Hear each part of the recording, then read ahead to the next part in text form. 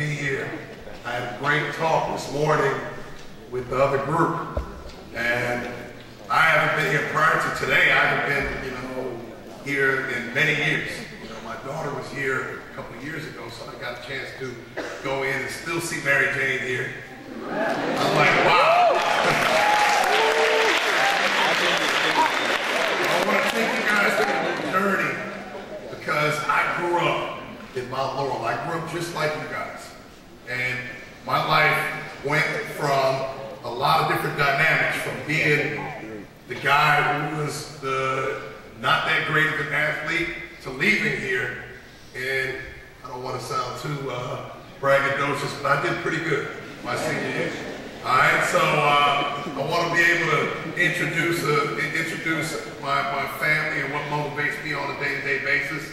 This is my two boys when at my former occupation, when I was with the New England Patriots. That was my employer. I'm an Eagles fan, but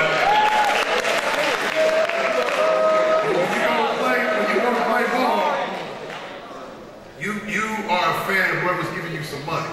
You see what I mean? So that was New England. It's my daughter who was here. That's Tiana. She ate that whole thing too. She still can't walk around right after eating that. This is me being diverse. You see? This is me being diverse. You're at school and you think about only hanging around people who either look like you, sound like you, have your same background. I hang around with everybody. Everybody. That's a new addition to my family. His name is Cody. His father's 200 pounds, so he's not going to be like that too long. That was me when I got in the hillside. That's where I came in. All right? I got a little bit of a unique background because when I moved into Mount Laurel, I was the first black family to move into Ramblewood Farms. That was it. So you imagine yourself being the first, and everybody that you're living around don't look like you. What would that be like in school? What would that be like? Gotta be able to imagine what that was like. There was kids who looked at me and I played with them like it was nothing. But then there was other kids who, when you look around this school, it's like United Nations in here. It wasn't like that when I was there. Black, which was me, and white, which was everybody else. You see, so I had to be able to not be able to make myself like when they used to talk about slavery and things like that in history, I used to feel uncomfortable like a mug. It was rough. It was rough because, you got those one or two guys in the class want to try to be funny and be like, yeah, my people used to own you, and say some things like that. You see what I mean? So when you're a little kid, you're smaller than everybody, you got to be able to start to understand what it was like for me growing up. But I didn't let a lot of those things define me. I didn't let, there wasn't a lot of upstanders back then. Because back then, nobody wanted to be on the fringe, so I had to be kind of on my own. So I developed a mentality at a very young age that I always believed in myself. Because you got one or two things that can happen when you are the one who's being picked on. You could either start to feel sorry for yourself, or you could be like, they're tripping. I'm awesome. And that was me. I was like, I'm awesome. I don't know what these people problem are. So when I got in and I started to play, this was the Mount Laurel League that they had back in the day called Green Tree. It's defunct now. All they had was soccer and baseball. That was it. Now, on the other side of Mount Laurel, they had Fleetwood. But I was too skinny, so my parents didn't let me play football. I was like, I could hand glide on a Dorito skinny. I was that skinny. So I played baseball and everything like that. So when I got to go to Lenape, I played football for the first time. Never played before. And it was a very unique experience. And there was these two crazy guys over here that taught me about, I learned to do grass drills real well. Grass drills is when you run in the spot, and when they blow the whistle, you gotta say hit it. That's all they did was give everybody grass drills. So, but what they did teach me was the game. And they taught me about life through teaching me the game. And I owe these two coaches here a lot to how my foundation was growing up. A lot of times people be like, well, what was it like for you? I was the third string running back. I think I might have been fourth string. I was so low, people in the stands might have got in the game before me. It was rough. I didn't have that story where I just got on the field and just dominated. I didn't understand the game. So when I got a chance to really dominate the sport going through freshman year, my sophomore year, I got a chance to be able to start varsity. I went from not even playing freshman to starting varsity my sophomore year. Then went out to be an All-American, All-State, you know, went on to college, and that was my first NFL catch. And they gave me number 12 as a wide receiver. Tom Brady has that number now. I was the last person to wear 12 before, and I made it famous before Tom Brady went. But when they give you that number now, it's cool. You see all these wide receivers run around these crazy numbers. But when I was playing, if you didn't have an 80 number jersey, you were gonna go home. And so when I got that number, I got in and I looked at my locker. I said, well, they must have made some kind of mistake. Where's my 80-something jersey? I requested 88. They said, what are you wearing? Oh, man, I ain't even turn my ring off. I know. You're about to give me some grass drills. So, what happened, the coach went and told me straight up, Bill Parcells, he's a Hall of Fame coach. He will be in the Hall of Fame. He wasn't that nice of a guy. So what he said was, what do you care what number you get? You won't be here more than 2 weeks.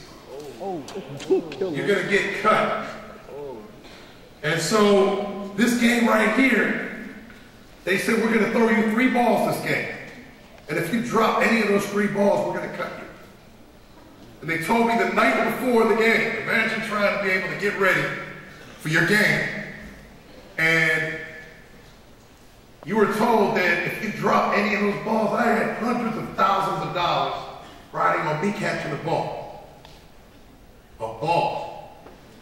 And there was crazy fans. When you look at those stadiums, it looks like there's a lot of people, but when you're there, it is serious. It's intense. And I remember the night before, I said to myself when they told me, look, there's a play called the 18-yard comeback. You run 18 yards down the field, you come out of your break, the ball's in the air, you've got to catch it. The coach said if you run 17 yards, we're going to cut you. If you run 19 yards, we're going to cut you. If you drop the ball, we're going to cut you. So I realized at that moment, that was the moment to where all those years from when I was younger and had to be out on an iceberg, having to believe in myself, that was the real deal. And so when I got out there and I ran my ball and I caught it, I didn't even try to, I just was shocked. You know, and at that time, there wasn't nothing in life that would ever intimidate me after I made those catches. Nothing. So when people are like, well, are you nervous talking to kids or talking to people, public speaking? I laugh. I'm like, come on. Hey, hundreds of thousands of dollars riding on me catching a ball. I don't mind talking to people. I want people to be able to make the best of themselves. That's what drives me. That's what makes me feel good. This is an older picture. Coach Whitsack's on the left, Coach Westman's on the right. They look the same, right? They look good. I got more gray on me than them. And I was number 11. I was The guy right there with the afro. I was so out of touch, I didn't even know to even fade myself up back then. So I was the third or fourth quarterback before I was able to start to try to be able to get into playing. Me and my wife. And that's the end of that part. But the game of football. I just don't want to look at me and my wife the whole time. I got to come to talk to you guys about why I'm here. Game of football. What was it about? What was it about? You start to see all these people running around and everything like that. And really what happens, oh yeah, I forgot to mention something. An upstander, bystander moment. I remember we were playing Cinnamon, and I asked the coach, and it's never a good time when you're in the middle of a game to be able to ask, can you get in and play? And I did. I got yelled at, but they said, all right, come on over here. They said, we're gonna give you the ball. But if we give you the ball, you can't fumble it. Fumble is when you drop it. I said, I won't fumble it.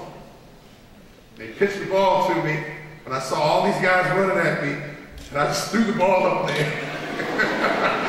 And I fumbled it and turned it over. And what happened when we were watching the film, everybody started teasing me. And these guys was the ultimate upstanders. And it could have been very, you think to yourself, well, they're a coach, they have to. No, not necessarily. I played on teams where the coach started the clown, and then the players went in and then got on that one dude. So these guys are class acts. For the rest of my life, I remembered how they taught me the foundation. But when you get into the game, you get what you call an offensive line, and they're these real big guys, and they're blocking. They're blocking for the quarterback. And the quarterback's there to be able to throw the ball, look down the field, or whatever. Now, on the opposite side of the ball, you've got the defensive line.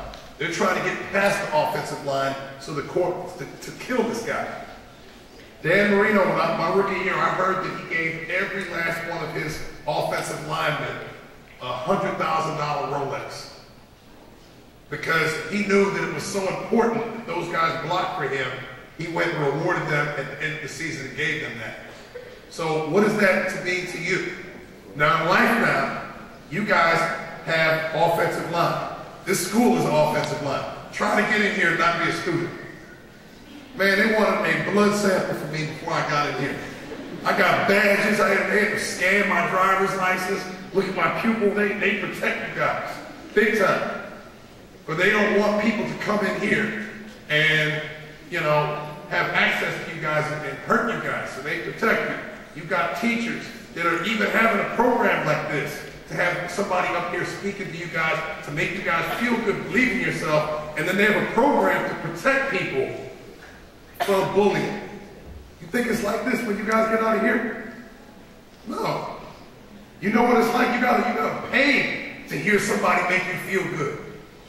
Never made sense to me. You paid money to hear a motivational speaker. If you paid money to go hear a motivational speaker, you were motivated. So what do you need the motivational speaker for? Never made sense to me. But that's how it is. You want to get more education, you gotta pay. Then you could pay and fail and then get kicked out. So this is the time right now. Some of you guys are facing like seniors. How many seniors in here? See, I was like, when I walked around the school, you couldn't tell me nothing when I was a senior. You couldn't tell me nothing. I apologized to everybody who I knew. And I walked around with the attitude that I did because you couldn't tell me anything. I thought that it was it. But then I had a rude awakening when I went to college. And then I was a freshman all over again. And then I got another rude awakening when I was a rookie in the NFL all over again. It never stops. So right now, this is the only time information is going to be right. And I talked about that offensive line. These parents, teachers, positive friends, they block it for you so you can be able to have time to make a decision. But as you get older, you don't have no offensive line anymore. Now I'm an offensive line for my kids. And right now, this is the world. This is being quarterback. I don't have anybody really blocking for me. I have to use and remember what I was taught. to be able to do that. In life, people don't wear jerseys. You don't know what side other than this guy right here. But you don't know, you don't know who's on your team and who's on another team. You have no idea. So you might think somebody's on your team, and then they talking about you. They sit there listening to you about what you trying to do. Yeah. And then talking to your friends. You want to know, you get 3 friends, let one walk away. What are the other 2 doing? They talking about the person who walked away. So you got to really be able to understand what everything's like now. And a lot of NFL players, their life is done when they get done playing football. 78% of pro football players will be broke and bankrupt 2 years after playing the NFL. You know what I thought? NFL stood for when I was playing football, thought it stood for National Football League. Till I got there and realized it sounded like not for long. Because it was like a Friday the 13th movie my rookie year. Guys are getting cut left and right. You get friends with somebody, before you know it, they gone. I was like, wow. Whoever I was friends with, gone. So you got into a position, I was hearing grown men crying, because they cut. And then a lot of them didn't know what to do after they got done playing ball. So you always got to have your plan, your backup plan, and your backup to your backup plan. Even when you're not playing football. See what I mean? So that's the reason why. And you are who you hang around with. You also got to look to see who you hang around with. Who are you hanging around with?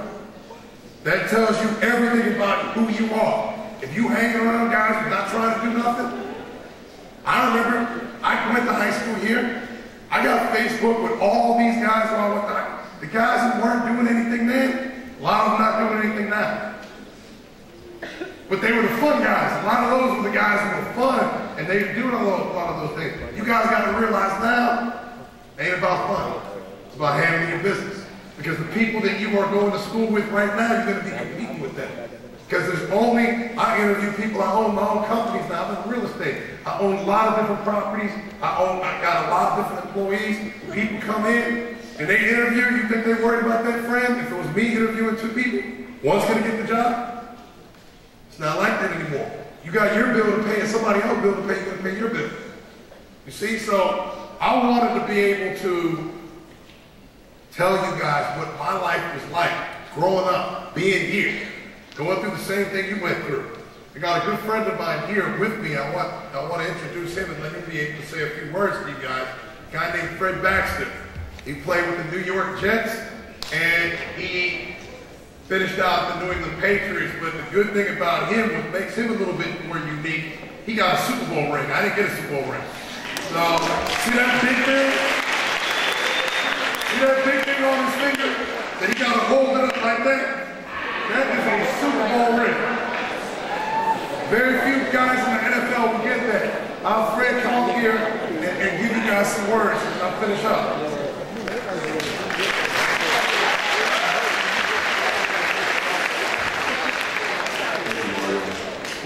I'd like to say good morning.